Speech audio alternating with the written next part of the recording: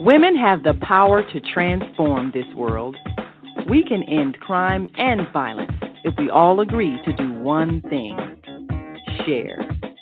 Let's share our wisdom, share our time, share our talents, share our finances, but most of all, let's share our love. This is the female solution.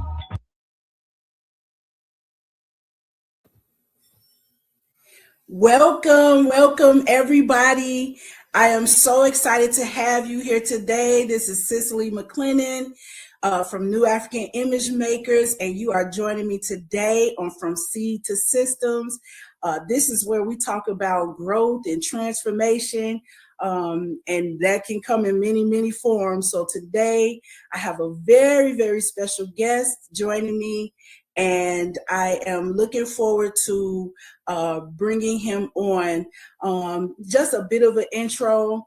This is Yeboah. He's a young man who has had an opportunity to live in Ghana as well as in the U.S., and he travels quite a bit for a young person, and he has some very interesting perspectives and insights about culture and other observations that I'm just really feeling happy to have him on today. And it just so happens to be my youngest child, but he came through me, and you know, he's his own young man, and so I'm super happy to hear from any youth at any time, because I do think that it's important for us to listen to them. It's important for us to be connected with them.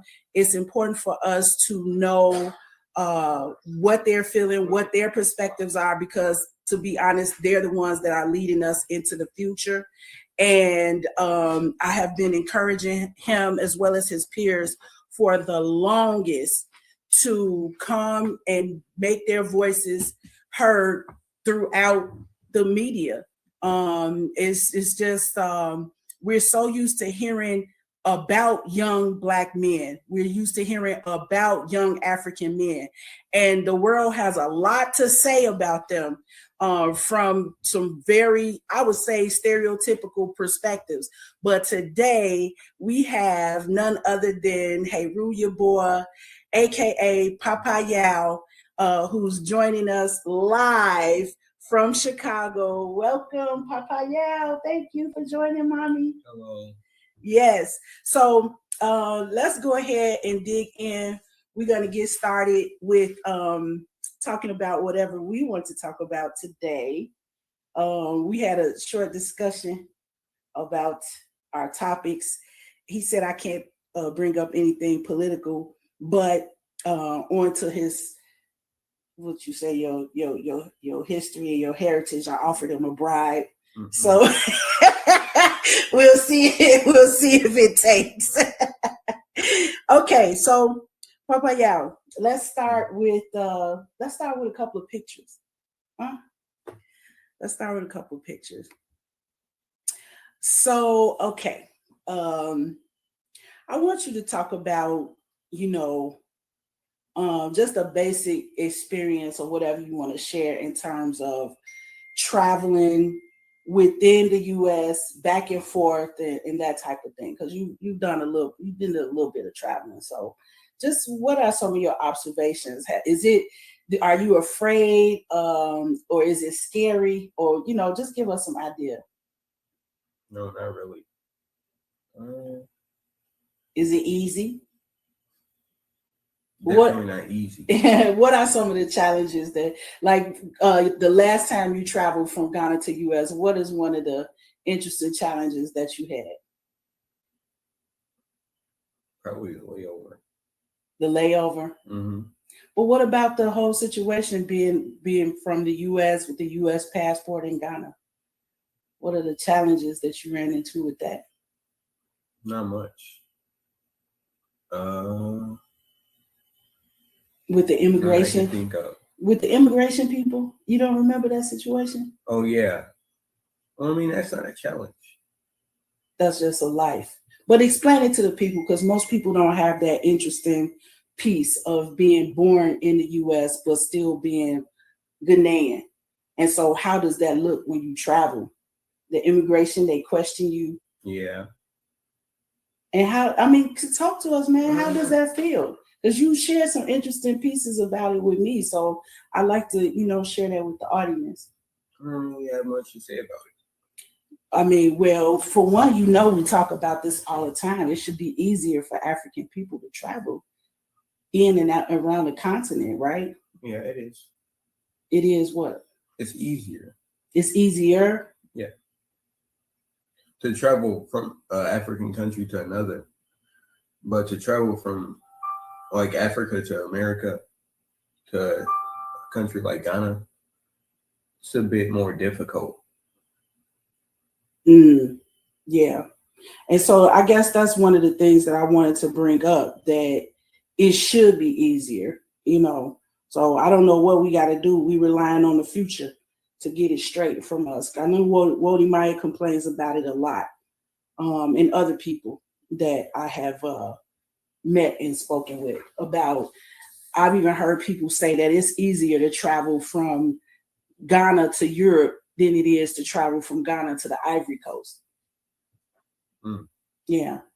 So, you're going to have to give me more than just the and the You're going to have to lay it on me today.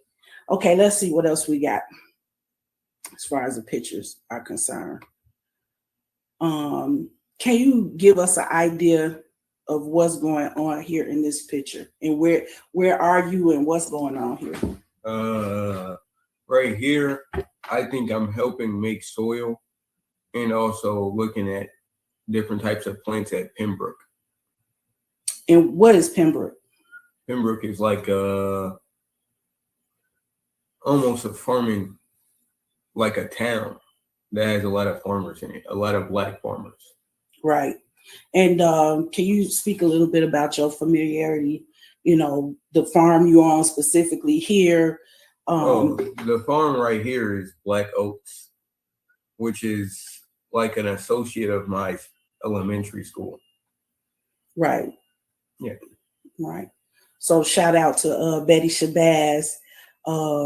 We were part of the process of creating that partnership for as long as it lasted with Shabazz and Black Oak Center. And,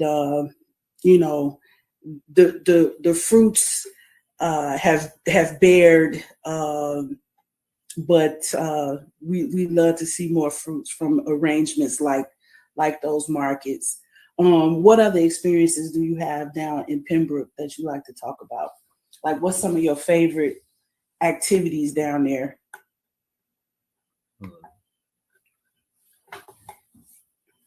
Probably going to Mama Pam's farm. Basu Naturals, yeah.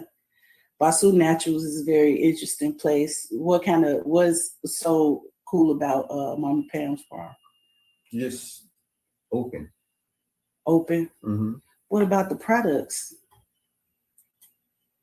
The preserves and all the good stuff? Yeah. So over the years, we've had occasion to have a lot of, positive contact with some of the farmers in Pembroke.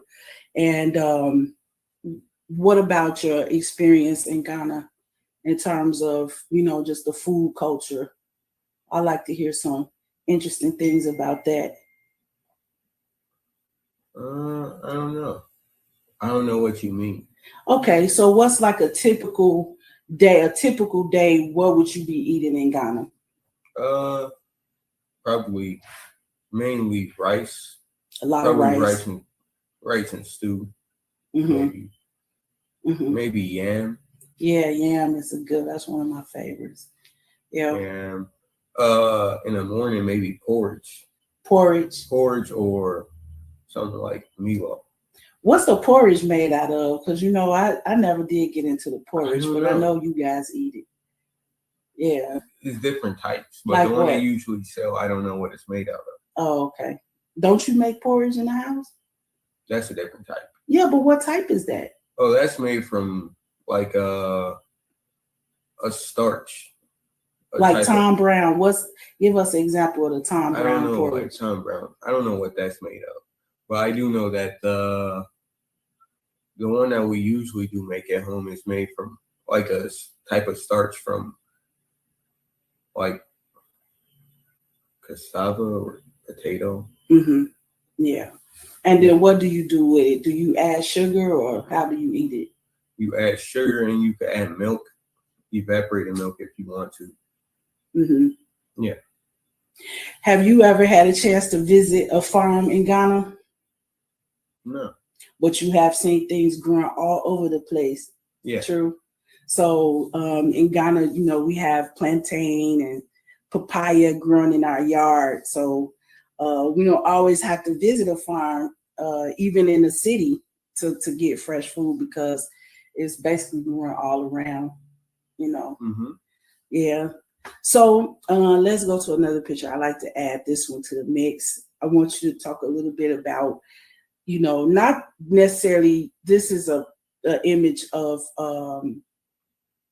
Papaya with his brother, but both of them had a chance to study in Ghana. And so I'm very curious to hear, some of your, interested observations about going to school there. Please, the one that just made you smile, we want to hear about it. Going to school there, it's not a lot different, but it's different a bit. Like,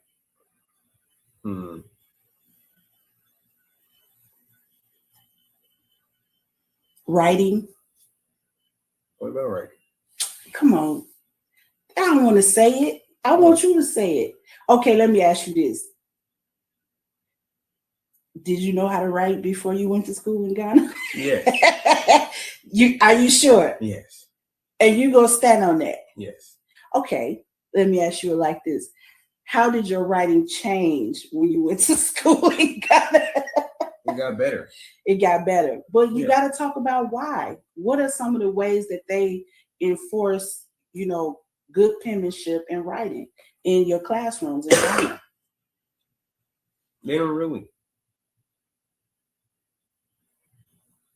You wrote a lot more while you were in school there than you do here. Yeah, I write. I wouldn't say that. Really? Maybe what would more you say? In elementary school. Okay. But in high school in America, the writing, you end up writing a lot more. Okay. In high school in America. But do you feel well prepared for high school here, having gone to elementary in Ghana? Yeah. Over prepared or under prepared or just right? Just right. Okay. So give us an idea about the school structure in Ghana and, just some of the interesting observations that you've made. So they cut off like middle school at 6th grade, and then they go to junior high school. Right. And then they have 3 years of that, and then they have senior high school, secondary school, and they have 3 years of that. Right. And in senior high school, they usually board. They do boarding school, usually. Mm-hmm. Have you had a chance to visit one of the boarding schools? One of them, yeah. How was that? It was okay. Really? Mm-hmm. Different from high school here? Yeah, definitely. But give us about 3 things that you saw that are just really different. The compound was larger because it's a boarding school. It was in like a mountain. Mm-hmm. And I don't have any. The school was also much more open because it's warmer there. Mm-hmm. So you're not exactly always in a building there. Yeah. Yeah. So what about some of the places that you had to see, that you got a chance to see when you were in Ghana? Just give us some insight about, some of the different topography and the different types of environments that are there. What do you mean by it? Okay, you've been to Ada, that's the Volta region. Yeah. Did you see anything of interest when you were there? How was it? The river is nice. Quick, we are on live. You're coming on next week because you seem to have a reason to interrupt me every week. So Sorry. you might as well come on too. I was asking. Yes, don't.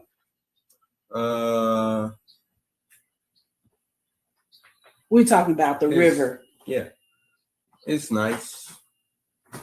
I what? Just say it. I don't have much to say.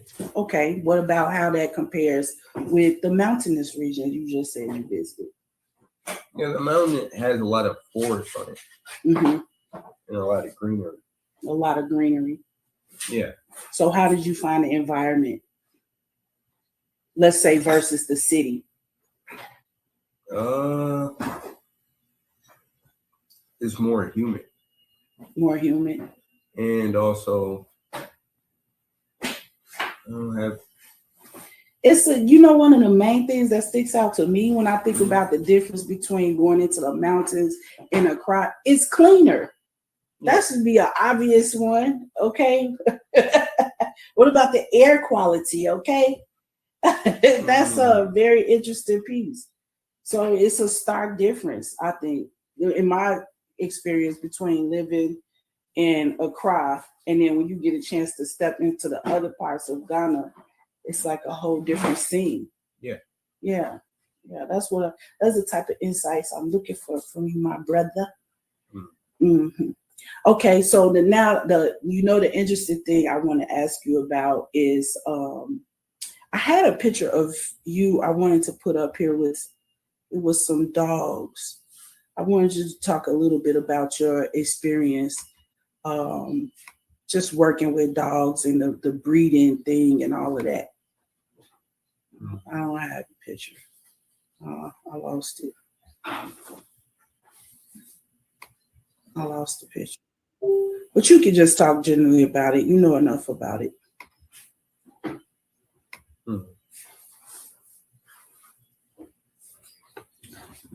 Just talk a little bit about your experience with the dogs. I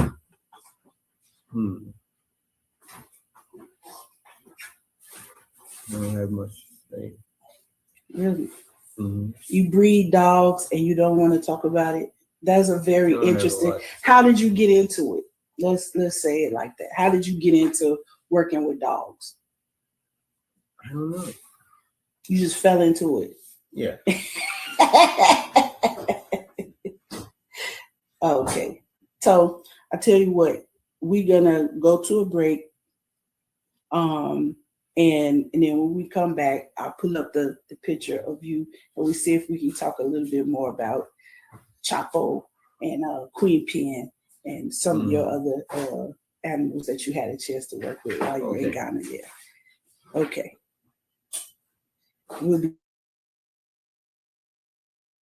We are global transformers, changing the world from the way it is to the way it should be. We are one. Wherever we live on this earth, we are one human family. On behalf of our team of radio hosts, I'd like to extend a greeting to all the members of our family, whenever and wherever you may be listening around the world. To our family in China, Ni Hao. In India, Namaste. In Japan, Konnichiwa. In Korea, Annyeonghaseyo. In Russia, Здравствуйте. In Germany, Guten Tag. In Poland, Dzień dobry. In France, Bonjour. In Spain, Hola. In Italy, Ciao. In Egypt, Ahlan wa sahlan. In Ghana, Akwaba. In Nigeria, Peleo. In South Africa, Sawubona. In Senegal, Nangadef. In Kenya, Jambo. In Israel, Shalom. In Pakistan, Afghanistan, Palestine, and Saudi Arabia, Assalamu alaikum. Greetings, and may peace be upon you all. Join us live on the On-Air Radio Network Call 727-731-5192. We want to talk to you.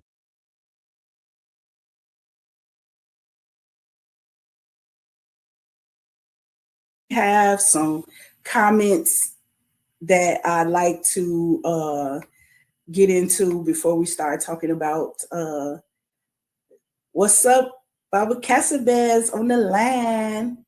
Oh, I would like you to talk about your class that you took, the docent training with Baba Casabez a little bit. Can you give us a little bit of that while Baba Casabez is here? It was fun. I did it last year in the summertime at the Dusable Museum of Black History and Arts. It was fun. A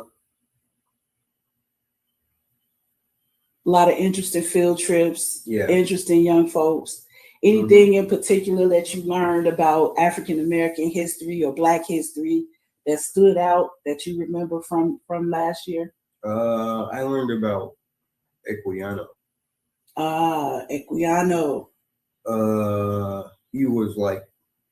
He lived in modern day Nigeria, but in the Benin Kingdom, and he got captured and sold into slavery. But then he bought himself out of it, I think, and he wrote a book about it. Wow. Yeah, that was an amazing opportunity with Baba Casabez Makma, who is in Burkina Faso right now. Oh. But can we talk a little bit about that? With Dr. Delaney over at the Dusable Museum of African American History. So that was a training. Can you explain to us what exactly is a docent? It's like a guide in a museum, the person that explains things to you in the museum. Okay. So you direct the tours and take people around. So you know a lot about a lot of stuff to be a docent, basically. A bit. Or just a little bit about a lot of things. Yeah. Yeah, that's interesting. Okay. Thanks, Baba. We really enjoyed that program. And just in case anybody has any interesting internships available for a young teen that are along those lines, we love to do more, right? Yeah. Yeah, that was really, really interesting. Hey, Nas. Say what's up to Nas in Minnesota. Hello. Thanks for joining us, Nas. Yes, that's our little cuz in Minnesota. We just love you guys. And also, so let's just get back a little bit into the dogs, because this is one thing that I don't know if you know, but I was really proud of how you guys transferred those skills of working with the animals, and then you were able to do some stuff over here. And he's also available for the dog thing too in the Chicago area. I'm just telling you, he cold with it. So just give us a little background. Your first dog. My first dog was named Latifa. Mm-hmm. It was a local dog mixed with a Boer bull. Right. Yeah. And she gave us Chapo. Yeah. So what about, do you have any particular interest in, besides just being around dogs, or what about like veterinary, or do you have any particular interest in that, or what are some of the things you would like to see improved in terms of how people work with animals? In Ghana? Yeah, in Ghana, Chicago, whatever. I feel like it should be more vets, and they should be more accessible in Ghana, at least. Mm-hmm. Yeah, and there should be like more people you could get help with your dogs. Yeah, because we ran into some real trial and error with our dogs over the years. What about the experience with those big scary dogs you guys were handling here in Chicago? They weren't scary. Oh, you see, it's that attitude right there. It's a bit hyper. Yeah, just a bit. Yeah, because dogs need attention. Right. Yeah. They gotta go out. They gotta be ran around. Mm-hmm. Yeah. So, and they need exercise. Mm-hmm. Mm-hmm. And so do you have any other interesting insights about animals? Because don't people ask you that all the time when they find out you're from Ghana? Do they say, did you see the lions? Or did you see any lions or giraffes? People like to eat all types of animals there. Oh, yeah. Next time yeah. Everything. Like Monitor what? Lizard, rabbit, cane rats. Ooh. Have you tasted the cane rat? No. Did you taste the monitor lizard? I think. What are some of the interesting things that you ate like over there? Rabbit. I had sea snake also. And I had veal. Really? Mm-hmm. What about python? You remember that? No, I don't remember that. Oh my goodness, that python was fat. Don't tell nobody we ate it. But that is interesting. One day when I get all my pictures in one place, I want us to put that video up of those 7 grown men chasing that monitor lizard. And then when they caught it, they were so happy. That was so funny. Oh, look, we got a comment from Mama Cindy. She said, you did a great job with my dogs. Highly recommend you and your brother. That's what I'm talking about. You see what I'm saying? Mm-hmm. When you talk about your good skills and stuff, they don't know how you know what I mean? You flex, okay? All right, now, I want to talk about something a little bit more deeper with school, right? Yeah, I want to know about the subject matters, the interesting things that you're doing in school right now, cultural observations, classroom management, everything. Because it's completely different here than it is in Ghana, is it not? Not completely different. Really? So it is different. Yes, it's a difference when you act out in your classroom in Ghana. What happened to you? You get caned. Okay, you act out in your classroom here. What happens? Probably sent to the principal's office. To do what? Suspended detention. I don't know. It ain't gonna be no cane though. Yeah. So give us a contrast. Tell us what's the difference. Which one do you think has the more disciplined students, here or there? Ghana. Okay, hands down. Do you think it's because of the cane? That's the $1 million question. No. Okay, so what's the other classroom management that they use that they don't do here?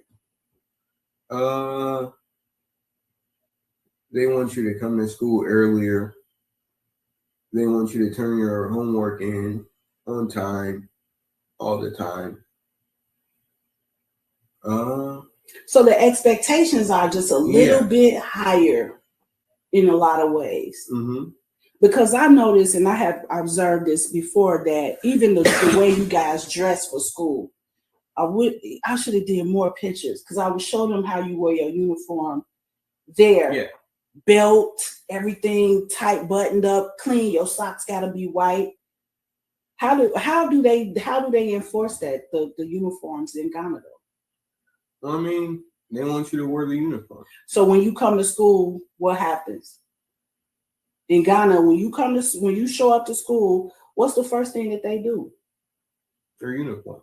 They inspect your uniform. They inspect your uniform. Yeah. And what happens if your uniform is not correct? Mm-hmm. How do they enforce it to make sure that everybody is dressed appropriately the way they want them to be? I don't know much. You just always came correct. Most of the time. And what happened when you didn't come correct? Maybe scolded. Mm-hmm. Did that put pressure on you to come home and get everything together the way it was supposed to be? Yeah, definitely. Yeah. Okay. So now what I see about that is a difference in expectation, and also in even enforcement of the expectation. Because, a lot of parents do ask me about that. Did you let your sons go to a school where they came? And I'm like, yes, I did. Yeah. Yeah. So, and a lot of people, of course, in America, they think that that's wrong and it's almost outlawed. Yeah. It is. Yeah. So, I just think that's really, really interesting observation. What about the homework part? How do How do they enforce that? So you get to school, they inspect you to make sure you look right. Yeah. Then what happens next? If you don't turn in your homework, you get caned. Ooh, nasty work. I know you weren't getting caned for not turning in your homework. No. I don't play that. No, it's not me. It's him who don't play that. So, and I just appreciate that about you. The fact that you stay on point with your stuff as best you can without me having to just be like, did you do your homework, son? Never really had to do that with you. So I appreciate that. Now that you're here and you're with, can I say your school? I want to say it, but I don't want to put too much public information about you. Let's just say it's a private school here in Chicago. Mm-hmm. Give us an idea of some of the things that you are studying now. Last semester I did biochemistry, trigonometry, English, African history, nationhood development and maintenance. I did, what do you call this? African literature. And then we did business class also. Mm-hmm. Yeah. Yeah. So how do you find the variety of subject matters and the quality of what you are getting into in school as of right now? And how does that compare with the docent training program you did at DuSable? I learned a few things that I learned at the DuSable Museum. Oh, they reinforced a few things. Yeah. Nice. Yeah. Mm-hmm. That's interesting. So that's good to know that as educators, we are kind of on some type of wavelength to see certain lessons reinforced. Can you give us an example of one thing that came up twice? Equiano. Oh, yeah. I didn't learn about Equiano until I was in college. Oh. So just to give you some perspective. Yeah. So what else? Not much else. Okay. That's one thing. Okay. And then the other thing I want to know about school is, the language piece. Yeah. So in Ghana, you had to learn formal. Can you talk about the languages you had to study while you were there? We had to do French and Chi, but French not so much. Mm-hmm. Not a lot. And the other language? Chi, yeah, everybody speaks it, so of course they're gonna have you doing Tree language. And you language learn classes. Right. So in the Tree language class, you learn how to write it and read it, and speak it. Yeah. Can you give us a little flavor, like a greeting in Tree, something like that? I don't have a lot. Just greet. That's the same. Hey, I want some. I don't know. Why you trying to front on me, man? Your language skills. Okay, so where are we going with the language piece, son? That's what I want to know. The Spanish, the French. What are we doing? They don't teach a lot of French. They don't teach it to like the same extent they teach English or. Mm-hmm. Yeah. What about here with the language? Not a lot. Learn English, and that's it. That's it. Well, I mean, in some schools, or I mean, most public high schools, is compulsory. You take a language class like French or Spanish. Mm-hmm. So, which one are you interested in? Probably Spanish. Okay. All right. Well, we'll get there. That's all I can say about that. Mm-hmm. So, we kind of passed our time for another break, but maybe we'll save it towards the end. I want to talk about a little bit of another topic. Oh, somebody wrote a question. If you don't mind, I would like to give it to you. They said they read a post where President Trump just signed an order allowing corporal punishment, hitting in schools again. What do you think about that? I don't have a lot to say. What do you think I don't about really it? like being hit in school. Right. So what do you think about him saying that it's okay for people to do it? Do you think it's a good idea? No.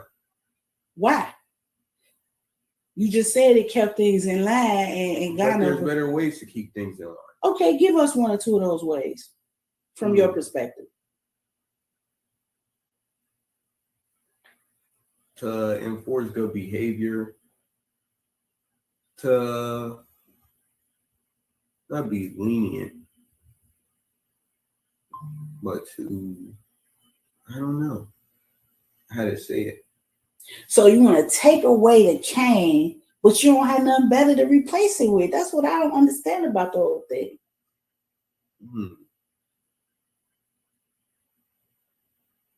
I don't like it. You don't like it? Yeah. Yeah, I don't blame you. I never liked it either. And when I was a kid, it was legal. That was a long time ago, and I hated it even then.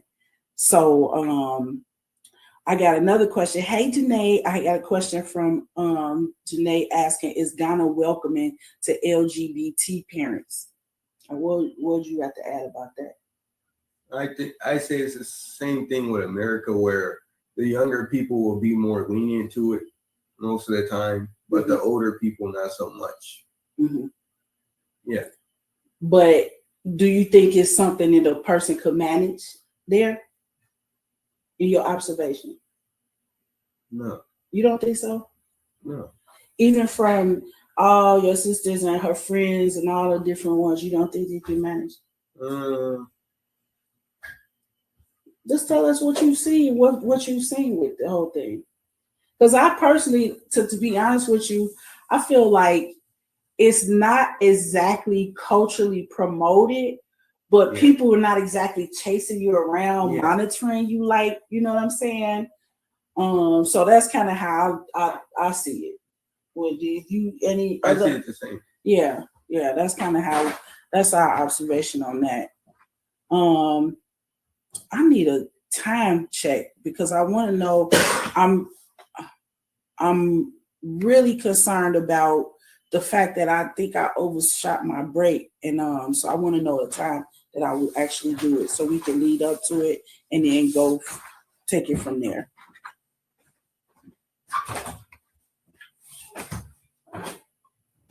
Hi, I'm Naima Latif, and if you're watching this, that means you're one of the 4.6 billion people from around the world who are using an electronic device to talk to people.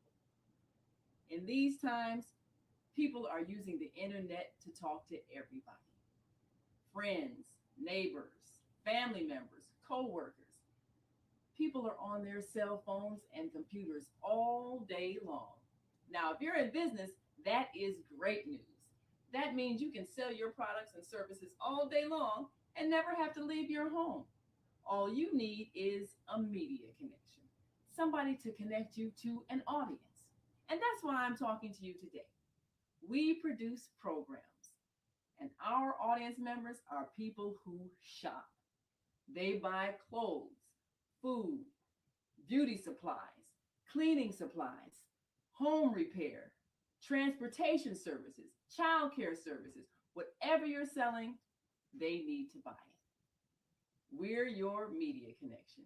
Just follow this link, and tomorrow you can sit back and relax at home while your business is making you money.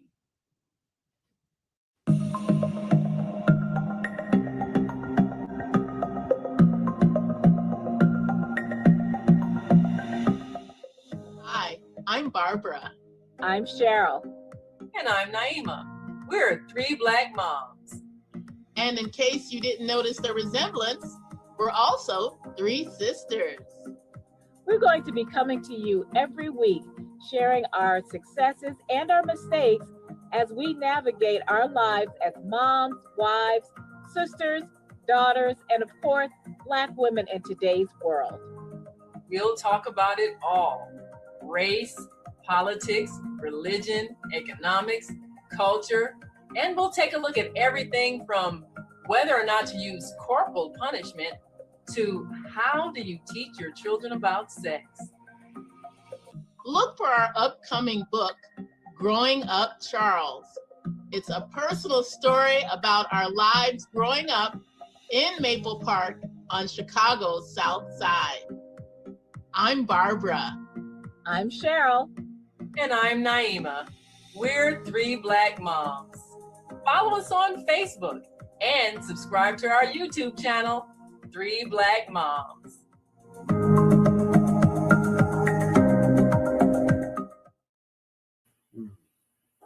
Okay, we are back. And this time, let's leave with this nice photograph. What was going on in this photograph? The look on your face is hilarious. You look like you wanted to tell some jokes right then and there. I can only imagine. So that what was us meeting with Dr. Umar. where? He had in Gary, Indiana. Because Okay. he had an event. He was speaking. Okay. And anything of note in that particular speech that you remember? Go hit us with it. He said ADHD is ain't no daddy at home. My favorite part, and I know this is Or he didn't say all ADHD. He said most of the time. Okay, yeah, that was Dr. Umar really could be a stand-up comedian, I think, if he really just wanted to slide over into that zone. My favorite part of that talk was when he said that raise your hands if you have a child in the special ed or with an IEP. And no one in the entire audience raised their hand, did they? And then what did he say? All of the kids in the school have IEPs. No, he said, you lie. And I couldn't help it. I was like, oh God, this man is so hilarious. But in general, though, you know, I know the young people have a lot of jokes and memes going about Dr. Umar. But have you got any particular interest in insight from him, though, that you like? How do you view it? Like going to see him speak and hearing what everybody else say. Now, what do you think about his presentation and the quality of it and what he has to offer? I'm just interested to see how. I think he's right about some of the things about the children in the IEPs in the disorders. Yeah. So it's something to dig into. You can't just stick with the memes sometimes, you know. Yeah. Although they are funny. But still, you know, it's something up under there that we have to deal with. I know also that you guys have a very interesting setup at your school, you know, meaning that it's a small, you know, population. So, I mean, listening to Dr. Umar and then experiencing school, can you just give me an idea of, do you see anything coming out that's of note or interest? Does it prove his point? When you see the dads and the moms all involved, do you see the type of student that they have? Does it make a difference? Or like, what's your observation on that? I haven't seen a lot of parents in my school. So in general, do you think parents are just kind of uninvolved with the whole school thing? Sometimes. Yeah. Not in my school. I haven't seen a lot of parents. Well, now how does that compare in Ghana? Parents are also a bit uninvolved, but the teachers are also very involved. Yeah. So yeah, I kind of have a couple of teachers that I remember from you being in school there that really, they really supported us as parents and you as a student. Yeah, that's a huge factor. That's a huge factor. I think sometimes I don't like to compare, you know, the schools here and the schools there because I don't want to offend my educated friends. But I think there's some things we can learn from Ghana in terms of how they, maybe not the cane. Okay, I'll give you that. Maybe, but there are some, I don't know, I think every student is different. I think some students, I'm not gonna say they like the cane, but hey Harold, This we haven't had a chance to meet Baba Hero, but he just hopped online too to join us. And so the other thing, what was the other thing we wanted to talk about, Juice, at the end? Oh, come on, just give us a little bit. Let's talk. I'm not going to press you on a political piece, but I want to hear a vision of the future of Africa from you. That's very important. It's important to me. It's important to my audience. And I want you to dig deep because I know you have it. We talk about some things a lot. Yeah. Where are we going with this? Where do you want to see it go? And then if we get a little bit, down with it, we talk about how you're contributing to that vision. So where do you see, where are we going with this thing? Well, what? With Africa and our development moving forward.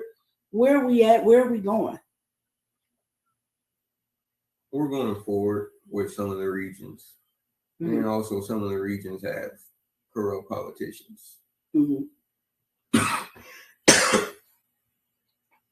So like in the Sahel right now, specifically in Burkina Faso, Mali, and Niger.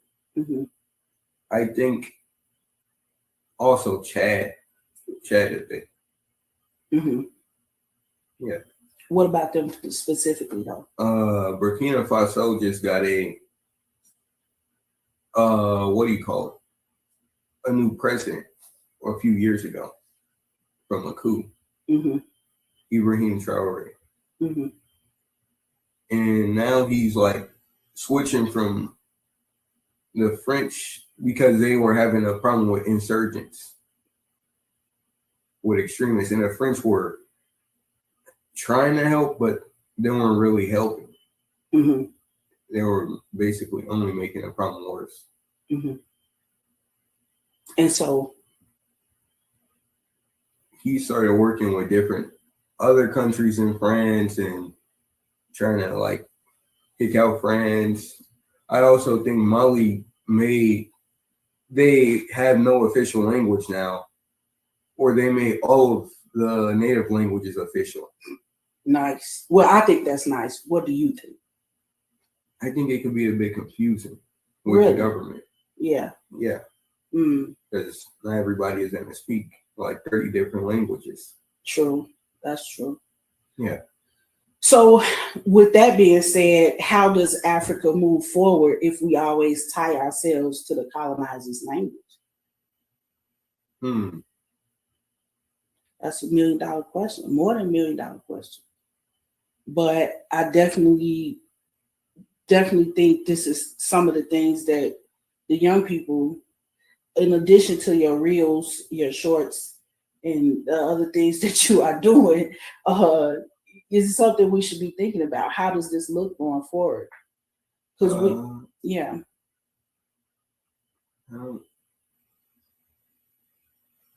Okay, so do you think it's better or worse that they eliminated the French language? For now, I don't think it's much better. But I feel like it could get better. Yeah. Okay.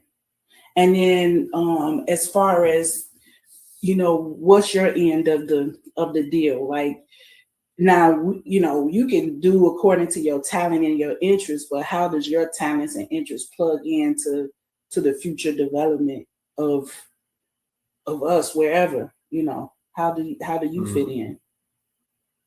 I don't know. Do you see yourself fitting in? Yeah. Oh, okay. So what's your interest in? Is it like science or technology or, the animal piece or farming? You've been involved in so many different things. Like what's your favorite thing to be involved with right now?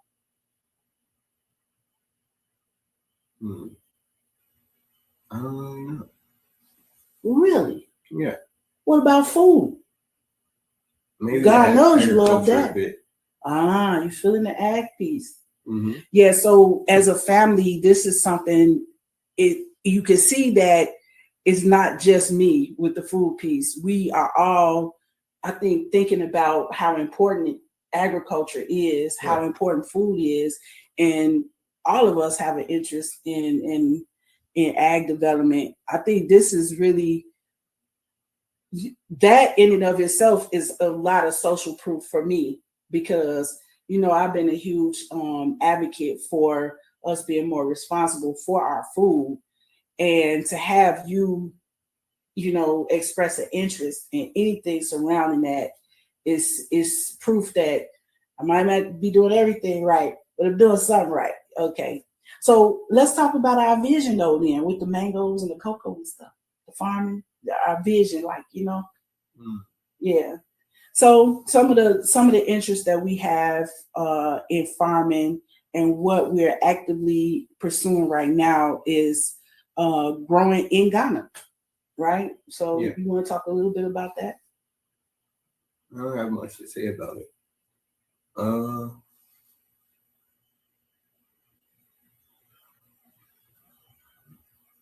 Come on out with it. Do you think it's important?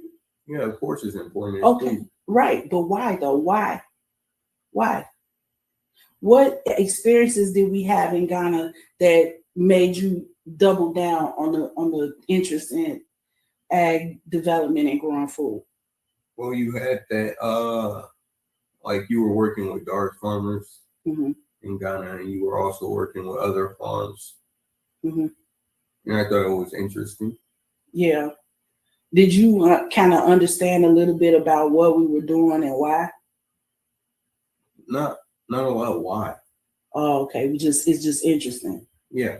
What about you? Did some training, some ag training when you were in Ghana? Mm-hmm. What kind of training was that? It was mostly like fish farms. Fish. Learning how to like make a sustainable fish farm at home. Mm-hmm. How to make your own food. How to feed the fish. Mm-hmm. How to like keep the cost low. Mm-hmm. For the fish. Yeah. So yeah, we're looking forward to actually being able to apply some of that good old knowledge. Yeah. And then what about your college plans? I don't know a lot.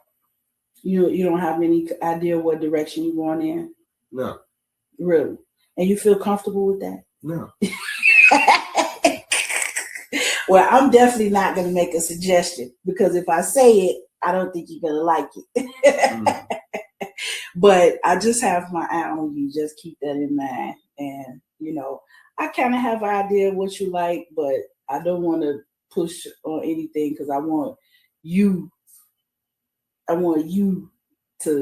come out with your own way. Yeah.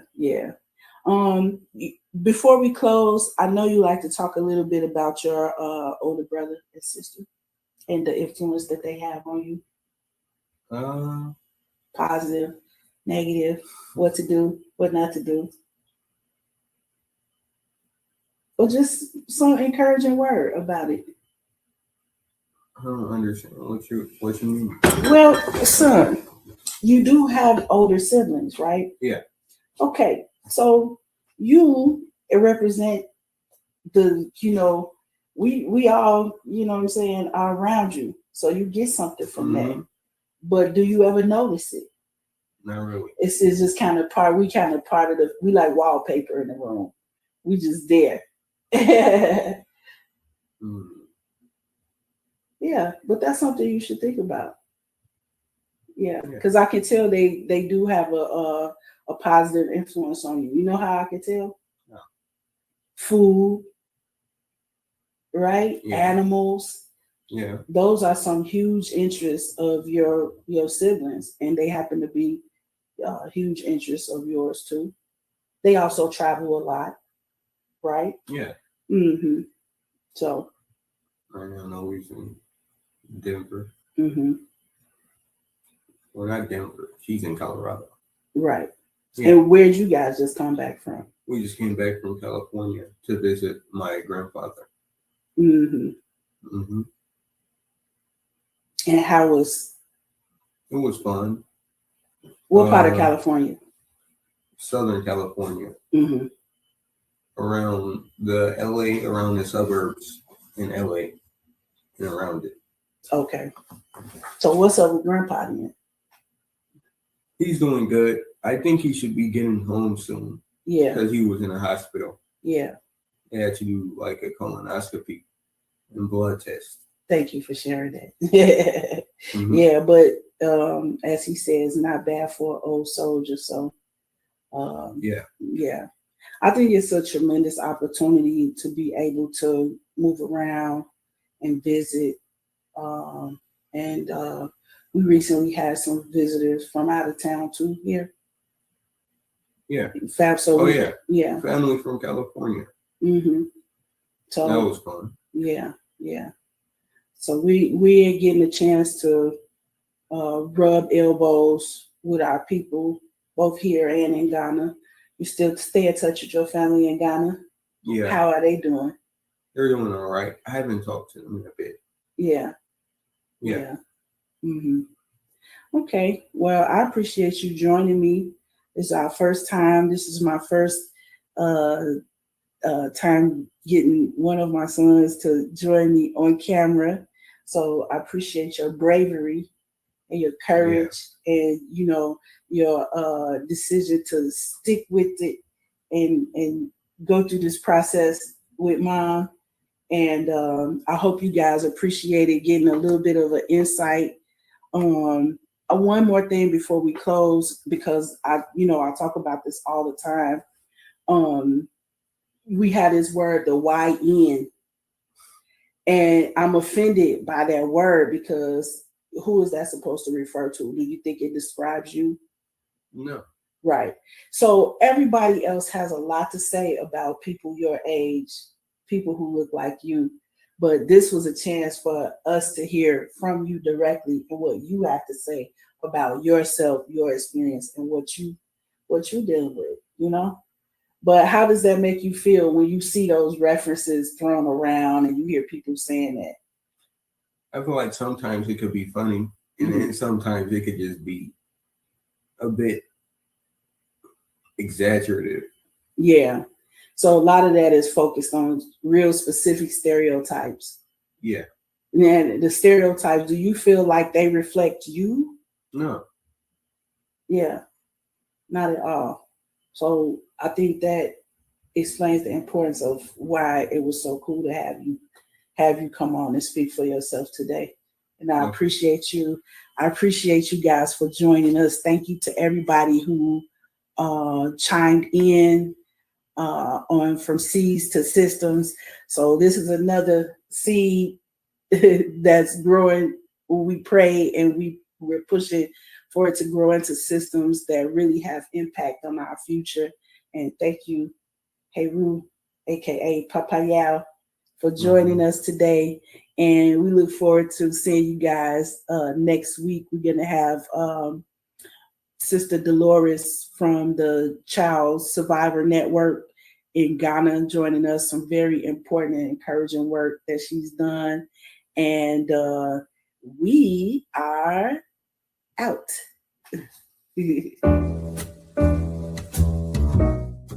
We've come to the end of our show today. If you missed any broadcasts, go to our website for the audio and video archives at www.thefemalesolution.com. On behalf of our team of radio hosts, I'd like to thank all of you who participated in today's discussions. And to our global family joining us from all around the world, we say thank you. To our family in China, xie xie. India, dhanyavad. Japan, arigato. Korea, kamsamnida. Russia, spasiba. Germany, danke. Poland, dziękuję. France, merci. Spain, gracias. Italy, grazie. Egypt, shukran. Ghana, madasi. Nigeria, eshe. South Africa, ngiyabonga. Senegal, jareh. Kenya, asante. Israel, toda. Pakistan, shukriya. Afghanistan, tashakur. Saudi Arabia and Palestine, shukran. Assalamu alaikum wa rahmatullahi wa barakatuh. Thank you, and may peace be upon you and the mercy of God and God's blessing.